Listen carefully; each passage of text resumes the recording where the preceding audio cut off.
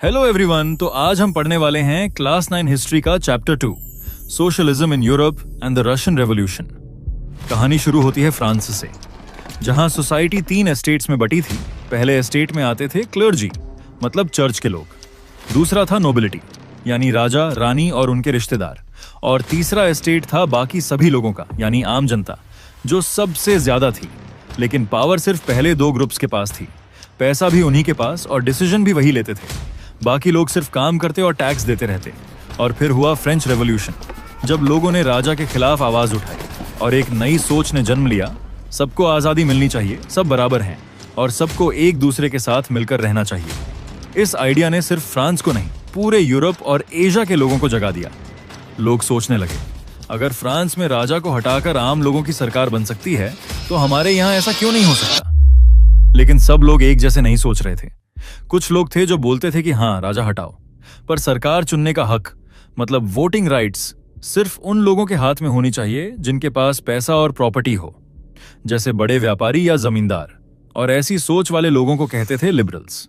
वहीं कुछ लोग ऐसे भी थे जिनका कहना था, हाँ, राजा हटाओ, पर वोट का हक हर किसी को मिलना चाहिए, चाहे गरीब हो या विमेंस। और ऐसी सोच वाले लोगों को कहते थे रेडिकल्स। तो वहीं कुछ लोग ऐसे भी थे जिनका कहना था, बदलाव तो सही है, पर धीरे धीरे करो, ज्यादा तेजी से सब कुछ बदलेगा तो सब गड़बड़ हो जाएगा। ये थे कंजर्वेटिव्स, जो मोस्टली अमीर लोग होते थे और अपनी लग्जरी लाइफस्टाइल पर आंच नहीं आने देना चाहते थे। फ्रेंच रेवोल्यूशन के बाद का यह दौर था इंडस्ट्रियल रेवोल्यूशन का, जहां मशीन्स आती हैं, फैक्ट्रीज बनती हैं, नए शहर बनते हैं और लोग गांव से शहर जाने लगते हैं काम की तलाश में। पर ये नए शहर सबके लिए अच्छे नहीं थे। लोगों से 14 घंटे काम कराया जाता था। इसके बावजूद भी सैलरी बहुत कम थी। रहने के लिए बहुत ही छोटी सी जगह मिलती थी, वो भी गंदगी के बीच, जिस कारण गरीबी बढ़ी और साथ ही साथ बढ़ा अनएम्प्लॉयमेंट। अब लोग सोचने लगे, ये सब क्यों हो रहा है? क्यों हमारे पास न खेती को जमीन है, न रहने को घर? और जवाब मिला, क्योंकि रिसोर्सेज, पैसा, जमीन, फैक्ट्री, सब कुछ सिर्फ कुछ लोगों के पास है। गरीब आदमी सिर्फ काम करता है और अमीर लोग उसका फायदा उठाते हैं। इस सोच से एक नया आइडिया निकला, सोशलिज्म का। सोशलिज्म का मतलब है सारे रिसोर्सेज सभी लोगों के बीच बराबर बांटे जाए, न कोई ज्यादा अमीर हो न कोई बहुत गरीब। खेत, फैक्ट्री, जमीन, सब पे सबका हक हो। अब सोशलिज्म के कई सपोर्टर्स भी थे, जैसे रॉबर्ट ओवेन, जो बोलते थे कि लोग मिलकर काम करें और जो मुनाफा हो सब में बांट लें। जैसे अलग अलग खेती करने की जगह सभी को मिलकर खेती करनी चाहिए और जो भी फसल हो उसे सभी लोग आपस में जरूरत के हिसाब से बांट लें। तो वहीं फ्रांस के लुई ब्लांक ने कहा, यह जिम्मेदारी सरकार की है कि वो लोगों को मिलकर काम करने के लिए प्रोत्साहित करे। इन्हीं में से सबसे इंपॉर्टेंट नाम था कार्ल मार्क्स। मार्क्स ने कहा, प्रॉब्लम की जड़ है कैपिटलिस्ट सिस्टम, मतलब ऐसा सिस्टम जहां कुछ लोग फैक्ट्री या जमीन के मालिक होते हैं और बाकी लोग उनके लिए काम करते हैं। मार्क्स का कहना था, यह सिस्टम तब तक चलेगा जब तक गरीब लोग, यानी वर्कर्स, मिलकर एक साथ खड़े नहीं होते। मार्क्स ने कहा कि एक दिन वर्कर्स उठकर रेवोल्यूशन करेंगे और पूरे सिस्टम को पलट देंगे। फिर एक नई दुनिया बनेगी जहां सब कुछ कम्युनिटी का होगा, फैक्ट्री, जमीन, पैसा, सब कुछ। न राजा होगा न कोई मालिक, सब बराबर होंगे। इस आइडिया को कहा गया कम्युनिज्म। मार्क्स के साथ एक और थिंकर थे, फ्रीडरिक एंगल्स। इन दोनों ने मिलकर एक किताब लिखी, कम्युनिस्ट मैनिफेस्टो, जिसमें उन्होंने ये सारे आइडियाज लिखे। अब मार्क्स और एंगल्स के आइडियाज धीरे धीरे यूरोप में फैलने लगे। जर्मनी में वर्कर्स ने सोशल डेमोक्रेटिक पार्टी बनाई, ब्रिटेन में बनी लेबर पार्टी और फ्रांस में सोशलिस्ट पार्टी। हर जगह लोग डिमांड करने लगे, हमें भी वोट का हक चाहिए, हमें भी डिसीजन लेने का मौका चाहिए। लेकिन अजीब बात यह थी कि फ्रेंच रेवोल्यूशन के लगभग 100 साल बाद भी किसी भी यूरोपियन कंट्री में सोशलिस्ट गवर्नमेंट नहीं बनी। और फिर आता है 1917, जब रशिया में पहली बार एक सोशलिस्ट गवर्नमेंट बनी। रशिया, जो उस टाइम यूरोप का हिस्सा था, एक बहुत बड़ी कंट्री थी जहां लोगों की परेशानियां बहुत बढ़ गई थीं। वही रशिया जिसमें सार राज कर रहा था, गरीबी थी और लोग भूख से मर रहे थे। वही रशिया बन गया पहली जगह जहां मार्क्स के सपनों की एक सोशलिस्ट सरकार बनी। तो चलो बढ़ते हैं हमारे अगले टॉपिक की ओर, जो है द रशियन रेवोल्यूशन, जहां हम देखेंगे कि वर्कर्स और किसानों ने कैसे पूरी दुनिया की हिस्ट्री बदल दी। पिछले टॉपिक में हमने देखा, जब फ्रांस रेवोल्यूशन हुआ तो पहली बार थर्ड एस्टेट के लोगों को यह समझ आया कि हमें भी बराबरी का अधिकार मिल सकता है, और यहीं से सोशलिज्म का आइडिया पूरे यूरोप में फैला। यूरोप के अलग अलग देशों में अलग अलग सोशलिस्ट पार्टीज बनी, लेकिन कहीं भी सोशलिस्ट पार्टी की सरकार नहीं बनी। लेकिन आखिरकार 1917 में एक सोशलिस्ट पार्टी पहली बार रशिया के किंग को हटाकर अपनी सरकार बनाती है। लेकिन रशिया ही क्यों, इसे जानने के लिए हमें रशिया की हिस्ट्री जाननी पड़ेगी। सालों पहले रशिया एक बहुत बड़ा देश था। वहां एक राजा होता था जिसका नाम था सार निकोलस II। सार मतलब किंग। उसके पास पूरी पावर थी, जो भी फैसला लेना होता वही करता था। रशिया में उस टाइम डेमोक्रेसी नहीं थी, लोग वोट नहीं करते थे, उनकी सुनवाई नहीं होती थी, बस जो सार बोलता वही होता। अब सोचो, रशिया में ज्यादातर लोग किसान थे, 100 में से लगभग 85 लोग खेती करते थे, लेकिन उनके पास अपनी जमीन नहीं थी। जमीन थी अमीर लोगों के पास, जैसे जमींदार, चर्च और सार के पास। किसान जमीन पर मेहनत करते थे, लेकिन फल उन्हें मिलता ही नहीं था। इस वजह से किसान नाराज रहते थे। कभी कभी तो गुस्से में वो जमीन पर कब्जा भी कर लेते थे, और जब जमींदार पैसे मांगने आता तो उसका मर्डर कर देते। रशिया के कुछ बड़े शहरों में फैक्ट्री वर्कर्स भी थे। वहां कुछ बड़े कारखाने और छोटी वर्कशॉप्स थीं, लेकिन उनका काम करने का टाइम बहुत लंबा होता था, कभी कभी 15 घंटे रोज, और उनको मिलती थी बहुत कम सैलरी। रहने की जगह छोटी थी, औरतें भी काम करती थीं, पर उनकी सैलरी तो और भी कम होती थी, लगभग आधी। लेकिन रशिया के वर्कर्स में कुछ अलग ही बात थी। अगर किसी के साथ भी कुछ गलत होता तो सब एकजुट हो जाते। जैसे अगर किसी को फैक्ट्री ओनर पूरी सैलरी नहीं देते तो सभी वर्कर्स एक साथ मिलकर स्ट्राइक कर देते, मतलब काम बंद करके प्रोटेस्ट करते थे। ये यूनिटी सिर्फ शहरों के वर्कर्स के बीच नहीं, बल्कि गांव के किसानों के बीच भी थी। उस टाइम गांव में एक सिस्टम था जिसे मीर कहते थे। इसका मतलब था कि गांव के लोग अपनी जमीन मिल बांट के यूज करते थे, और जो भी फसल होती उसे अपनी जरूरतों के हिसाब से बांट लेते। मतलब जिसके घर में ज्यादा लोग थे उसे फसल का ज्यादा हिस्सा मिलता था, और जिसके घर में कम लोग हैं उससे कम। गांव के सभी लोग एक साथ थे, लेकिन फिर भी उनके पास अपनी जमीन का कोई कंट्रोल नहीं था। जमींदार जो कहता उन्हें वही फसल उगानी पड़ती, और न चाहकर भी वो फसल का जो भी हिस्सा देता उन्हें उसी में काम चलाना पड़ता। इसी वजह से कुछ लोग सोचने लगे कि यह सिस्टम गलत है। उनका मानना था कि सब लोगों को बराबर हक मिलना चाहिए और अमीर गरीब का फर्क कम होना चाहिए। इस आइडिया को कहते हैं सोशलिज्म। उसी समय एक ग्रेट थिंकर था कार्ल मार्क्स। उसने लोगों को यह आइडिया दिया कि अगर वर्कर्स चाहें तो एक दिन सब मिलकर इस सिस्टम को खत्म कर सकते हैं। रशिया में भी कुछ लोग मार्क्स के आइडियाज से इंस्पायर हुए, और 1898 में कुछ लोगों ने मिलकर एक सीक्रेट पार्टी बनाई, Russian social democratic workers party. ये पार्टी इलीगल थी, छुपकर काम करती थी। इनका एम था वर्कर्स को जगाना और रेवोल्यूशन लाना। लेकिन कुछ ही दिनों में social democratic workers party 2 groups में टूट गई। एक था लेनिन का ग्रुप।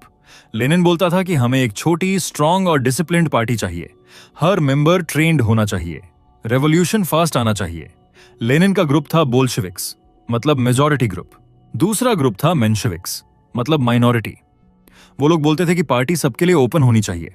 उनका तरीका स्लो था, पहले लोगों को समझाओ, सबको जोड़ो, फिर धीरे धीरे बदलाव लाओ।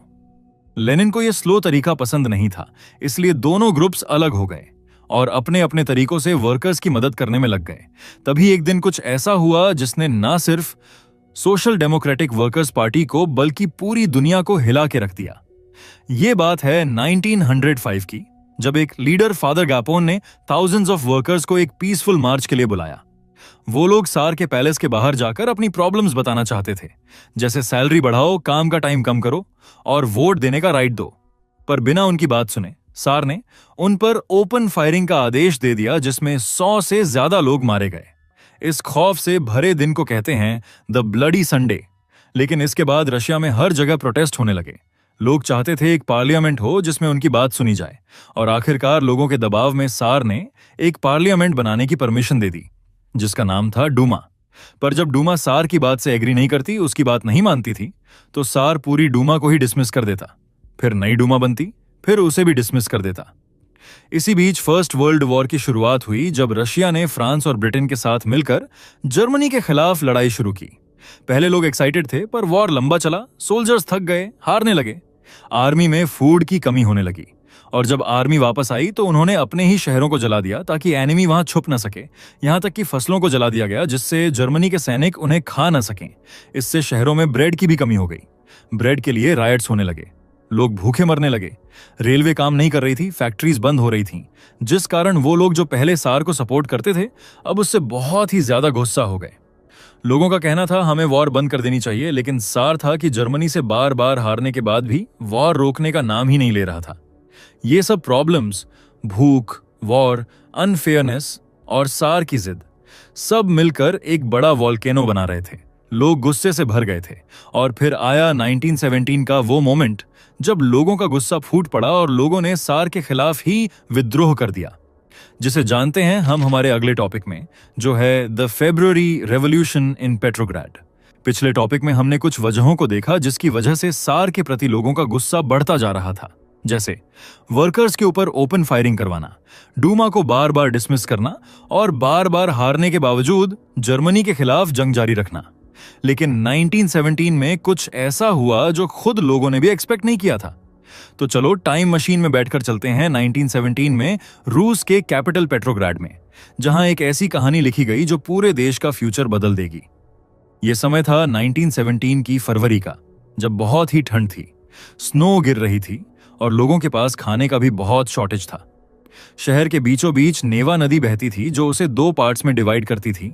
एक तरफ मजदूरों की बस्ती थी जहां फैक्ट्रीज थीं और दूसरी तरफ था रॉयल एरिया, जहां विंटर पैलेस था, सरकारी बिल्डिंग्स थीं और डूमा यानी उनका पार्लियामेंट भी वहीं था। एक तो लोग पहले से ही गुस्से में थे क्योंकि उन्हें लग रहा था कि सार यानी उनका राजा डूमा को बंद कर देना चाहता है, तो टेंशन पहले से ही थी। फिर एक दिन 22 फरवरी को किंग ने एक फैक्ट्री बंद करा दी। अगले दिन 23 फरवरी को लगभग फैक्ट्रीज के 50 वर्कर्स ने नदी पार करके दूसरी साइड स्ट्राइक कर दी। और सबसे इंटरेस्टिंग बात, इस मूवमेंट को स्टार्ट करने में औरतें आगे थीं, इसीलिए इस दिन को बाद में इंटरनेशनल वुमेन्स डे के रूप में मनाया गया। वर्कर्स ने नेवा नदी को क्रॉस करके सिटी के सेंटर की तरफ बढ़ना शुरू किया। कोई पॉलिटिकल पार्टी इस प्रोटेस्ट को लीड नहीं कर रही थी, सब कुछ एकदम नेचुरल हो रहा था। जब लोग फैशनेबल एरियाज में पहुंच गए और सरकारी बिल्डिंग्स के आसपास घूमने लगे, तो सार ने कर्फ्यू लगा दिया। लेकिन लोग हार मानने वाले नहीं थे। 24 और 25 फरवरी को वे और भी ज्यादा संख्या में वापस आ गए। अब सार को लगा इन्हें वापस से सबक सिखाना पड़ेगा और उसने पुलिस और घुड़सवार सेना बुला ली। पर डूमा के सभी लोग सार के इस डिसीजन के खिलाफ थे और उसे रोकने की कोशिश कर रहे थे, जिससे नाराज होकर उसने डूमा को सस्पेंड कर दिया। और अब तो डूमा के पॉलिटिशियंस भी खुलकर बोलने लगे। 26 फरवरी को लोग सड़कों पर फिर उतर आए। 27 फरवरी को पुलिस का हेडक्वार्टर्स तक लूट लिया गया। सड़कों पर भीड़ थी, लोग नारे लगा रहे थे, ब्रेड दो, वेजेस बढ़ाओ, काम के घंटे कम करो, डेमोक्रेसी लाओ। सार ने फिर से कैवलरी भेजी, लेकिन इस बार उन्होंने मना कर दिया। सोल्जर्स ने कहा, हम अपने ही लोगों पर गोली नहीं चलाएंगे। एक रेजिमेंट की बैरक में तो सोल्जर्स ने अपने ही ऑफिसर को गोली मार दी और बाकी रेजिमेंट्स भी स्ट्राइक करने वालों के साथ जुड़ गए। उसी शाम वर्कर्स और सोल्जर्स ने मिलकर एक नया ग्रुप बनाया, पेट्रोग्राड सोवियत, और जहां डूमा की मीटिंग्स होती थीं, वहीं उन्होंने अपना बेस बना लिया। अगले दिन कुछ लोग सार के पास गए और उनसे कहा, अब आपको राजगद्दी छोड़ देनी चाहिए। अब सार के पास कोई दूसरा ऑप्शन नहीं था और उसने उनकी बात मान ली और 2 मार्च को एब्डिकेट कर दिया। बस राजा गया और मोनार्की खत्म हो गई। इसी को कहा जाता है फेब्रुअरी रेवोल्यूशन।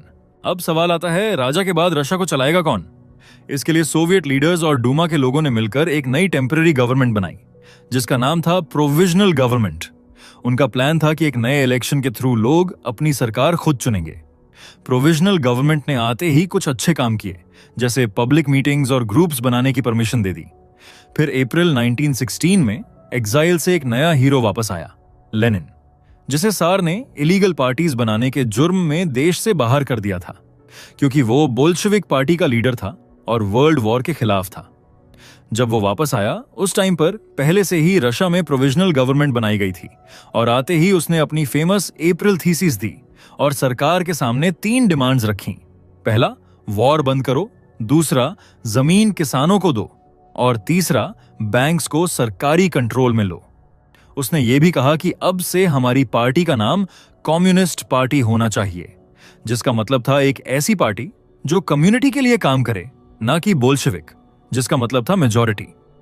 शुरू में उसके आइडियाज सुनकर उसकी पार्टी के लोग भी सरप्राइज हो गए। उन्हें लगा, अभी तो हम आजाद हुए हैं, ये वक्त रेवोल्यूशन का नहीं है। पर कुछ महीनों में हाल ऐसे हो गए कि सबको लगने लगा कि लेनिन ठीक कह रहा है। समर आते आते वर्कर्स हर जगह प्रोटेस्ट करने लगे, फैक्ट्री कमिटीज बनने लगी और सोल्जर्स भी अपने कमिटीज बनाने लगे। जून 1917 में पूरे रशिया के 500 सोवियट्स ने मिलकर एक बड़ी मीटिंग की।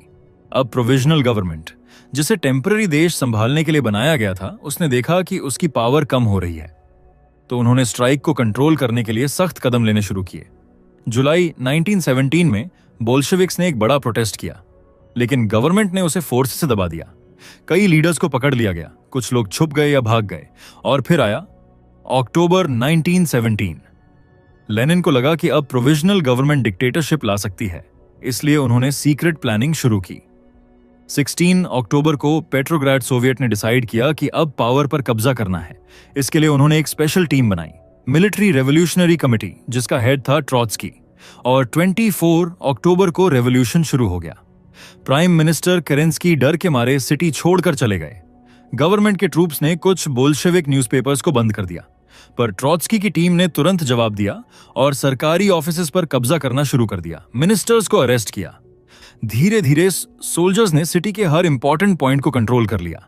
आखिरकार मिनिस्टर्स ने सरेंडर कर दिया और बोल्शेविक्स ने जीत हासिल की। आखिरकार प्रोविजनल गवर्नमेंट के सारे मिनिस्टर्स को पकड़ने के बाद लेनिन की बोल्शेविक पार्टी पावर में आई। इन्हीं इंसिडेंट्स को कहा जाता है अक्टूबर रेवोल्यूशन। जब प्रोविजनल गवर्नमेंट को हटाकर लेनिन ने देश का कंट्रोल अपने हाथ में ले लिया। इसके पहले हमने देखा था फरवरी रेवोल्यूशन, जब किंग को राजगद्दी से हटाया गया था। और इन्हीं दोनों को मिलाकर हम शॉर्ट में कहते हैं रशियन रेवोल्यूशन। लेकिन सवाल यह आता है, आखिर प्रोविजनल गवर्नमेंट के बाद रशिया में किसकी सरकार बनी? इसे जानेंगे हम हमारे अगले टॉपिक में, जो है व्हाट चेंज्ड आफ्टर अक्टूबर। पिछले टॉपिक में हमने देखा कि अक्टूबर 1797 में लेनिन और उनकी पार्टी ने प्रोविजनल गवर्नमेंट को हटा दिया और देश का कंट्रोल ले लिया। अब रशिया में नए नियम शुरू हुए। लेनिन ने कहा, अब कोई भी अमीर आदमी दूसरों का फायदा नहीं उठा सकता, सब कुछ सरकार का होगा। तो उन्होंने बैंक और फैक्ट्री सरकार के नाम कर दी। जमीन भी सब लोगों में बांट दी गई। और तो और शहरों में बड़े बड़े महल छोटी छोटी फैमिलीज में बांट दिए गए। साथ ही साथ पुलिस और आर्मी का ड्रेस भी चेंज किया गया और उनके लिए एक फनी सी टोपी डिजाइन की गई, बुदेयोनोव का। साथ ही साथ लेनिन ने अपनी पार्टी का नाम भी बोल्शेविक से चेंज करके रशियन कम्युनिस्ट पार्टी रख दिया। आखिरकार रशिया में इलेक्शंस हुए। लेनिन को पूरा भरोसा था कि लोग उसे ही देश का नया प्राइम मिनिस्टर चुनेंगे, लेकिन होता बिल्कुल इसका उल्टा है। वो इलेक्शन हार जाते हैं और जब उनकी पार्टी नहीं जीतती तो उन्होंने इलेक्शन के रिजल्ट्स को ही डिसमिस कर दिया और कहा, अब हम अपनी नई असेंबली बनाएंगे जहां सिर्फ हमारी बात सुनी जाएगी। धीरे धीरे सिर्फ बोल्शेविक पार्टी ही देश में बच गई। जो सरकार के खिलाफ कुछ बोलता उसे लेनिन की सीक्रेट पुलिस पकड़कर चुपचाप मौत के घाट उतार देती। उसी टाइम एक सिविल वॉर भी हो गई, जब देश के अंदर ही लोग एक दूसरे को मारने में उतर आए। इस वॉर में 3 ग्रुप्स लड़ रहे थे। पहले थे रेड्स, मतलब बोल्शेविक्स, दूसरे थे ग्रीन्स, जिसमें किसान और वर्कर्स आते थे, और तीसरा ग्रुप था व्हाइट्स का, जो आज भी राजा को सपोर्ट करते थे। अब राजा के जो सपोर्टर्स थे, मतलब व्हाइट्स, उन्हें दूसरे बड़े देशों का सपोर्ट भी मिला, क्योंकि आसपास के किंग्स ये नहीं चाहते थे कि रशिया को देखकर उनके देश के लोग भी डेमोक्रेटिक गवर्नमेंट की डिमांड करने लगें। वॉर में देश काफी बर्बाद हो गया, लूट, भूख और मारपीट बढ़ गई। इसे देख 1922 में लेनिन ने रशिया को एक नया नाम दिया, USSR, मतलब union of Soviet socialist republics. Lenin की सरकार ने बोला, आज से सब लोग एक साथ मिलकर काम करेंगे, सब बराबर होंगे। लेकिन इसके कुछ दिन बाद ही लेनिन बीमार पड़ गए और आखिरकार 1924 में लेनिन की डेथ हो गई। पूरा देश उदास हो गया, क्योंकि लेनिन ही वो व्यक्ति था जिसने नए रशिया की शुरुआत की थी। लेनिन के जाने के बाद एक और लीडर आया, स्टालिन। शुरू में लोगों को लगा वो नॉर्मल लीडर है, पर धीरे धीरे स्टालिन ने सब कुछ अपने हाथ में ले लिया। अब उसकी चलती थी। स्टालिन ने नया रूल बना दिया जिसमें सब किसान मिलकर खेती करेंगे। इस प्लान को बोला गया कलेक्टिवाइजेशन, पर कई किसान गुस्सा हो गए। उन्होंने अपने खुद के जानवरों को ही मार दिया। बहुत से लोगों को जेल भेज दिया गया।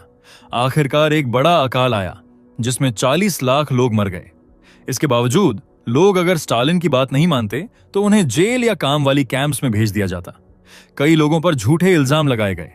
1939 तक 20 लाख लोग जेल में थे, लेकिन स्टालिन ने कुछ अच्छे काम भी किए। नए स्कूल बनाए, फैक्ट्री टाउन्स बनाए, हॉस्पिटल और काम करने की जगह बनाई, पर हर किसी तक ये सुविधा नहीं पहुंची। लोग काम कर रहे थे पर डर के माहौल में जी रहे थे। पहले लेनिन आए, उन्होंने बराबरी का सपना दिखाया, पर पावर में आते ही जो भी उसके खिलाफ बोलता उसे अपनी सीक्रेट पुलिस से मरवा देता। फिर आया स्टालिन, उसने डेवलपमेंट किया, पर लोगों को डराकर। कुछ बदलाव अच्छे थे, कुछ बहुत दर्द भरे। लेकिन इस रेवोल्यूशन ने न सिर्फ रशिया के लोगों की जिंदगी बेहतर की, बल्कि पूरी दुनिया के लिए एक रोल मॉडल बन गया। और इसी को जानते हैं हम हमारे अगले और आखिरी टॉपिक में, जो है the global influence of the Russian revolution and the USSR. पिछले टॉपिक में हमने देखा कि रशिया अब किंग के रूल से हमेशा के लिए आजाद था, और जब रशिया में नए नए चेंजेस आए तो उसका नया नाम रखा गया यूएसएसआर, जिसका फुल फॉर्म था union of Soviet socialist republics. ये रशिया और उसके आसपास के कुछ और छोटे छोटे एरियाज का एक ग्रुप था। अब ये यूएसएसआर दुनिया का पहला बड़ा सोशलिस्ट देश बन गया था, जहां सब लोगों को बराबरी देने की बात होती थी। अब ये रेवोल्यूशन इतना पावरफुल था कि सिर्फ रशिया के लोग ही नहीं बल्कि दूसरे देशों के लोग भी हैरान रह गए। सब सोचने लगे, अगर रशिया में गरीब लोग मिलकर सरकार बना सकते हैं तो हमारे यहां भी ऐसा हो सकता है क्या? इस सोच की वजह से कई देशों में नई कम्युनिस्ट पार्टीज बनने लगी। रशिया के लीडर्स चाहते थे कि दुनिया के और लोग भी उनका आइडिया समझें, इसीलिए उन्होंने एक बड़ी मीटिंग बुलाई जिसका नाम था conference of the peoples of the east. इस मीटिंग में दूसरे देशों के लोग भी आए। उनको समझाया गया कि सब लोग बराबर हो सकते हैं, सबके पास रोटी, कपड़ा और मकान हो सकता है। फिर रशिया ने एक स्पेशल स्कूल भी बनाया जिसका नाम था कम्युनिस्ट यूनिवर्सिटी। वहां लोगों को सिखाया जाता था कि कैसे एक नया देश बनाया जाए जहां सब लोग खुश हों। धीरे धीरे यूएसएसआर का नाम दुनिया भर में मशहूर होने लगा। लोग कहने लगे, वाओ, यूएसएसआर तो सोशलिस्ट कंट्री बन गया। इसका मतलब एक ऐसा देश जहां सब बराबर हैं और गरीब लोगों का भी ध्यान रखा जाता है। लेकिन कुछ टाइम बाद लोगों को लगने लगा कि यूएसएसआर की सरकार कुछ गलत भी कर रही है। हाँ, उन्होंने फैक्ट्रीज और फार्म्स को बड़ा बनाया, लोगों को काम और खाना दिया, पर साथ ही उन्होंने लोगों की फ्रीडम छीन ली। जो लोग सरकार से एग्री नहीं करते थे उनकी बात नहीं सुनी जाती थी। लोग कुछ बोल नहीं पाते थे, डर के मारे चुप रहते थे। फिर 20वीं सेंचुरी के एंड तक दुनिया के लोग समझ गए कि यूएसएसआर का मॉडल परफेक्ट नहीं था, लेकिन इसका मतलब यह नहीं था कि सोशलिज्म का आइडिया गलत था। लोग अब भी मानते थे कि सब लोग बराबर हों, सबके पास सुविधा हो। ये सोच अच्छी है। हर देश ने अपने तरीके से इन आइडियाज को दोबारा सोचा और उसे बदलकर अपना लिया। तो बस यहीं पे खत्म होता है हमारा ये प्यारा सा चैप्टर। मिलते हैं अगली वीडियो में अगले चैप्टर के साथ। तब तक के लिए दीजिए मुझे इजाजत। नमस्कार।